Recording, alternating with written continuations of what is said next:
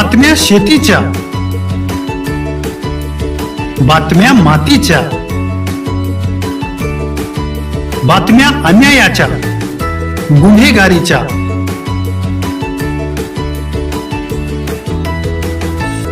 राजकारणाच्या आणि समाजकारणाच्या, शोषणाविरुद्ध बुलंद आवाज, जनसामान्यांच्या हुंकाराची गाज, सत्कार्याला प्रोत्साहन, दुष्कृत्याला अनुशासन,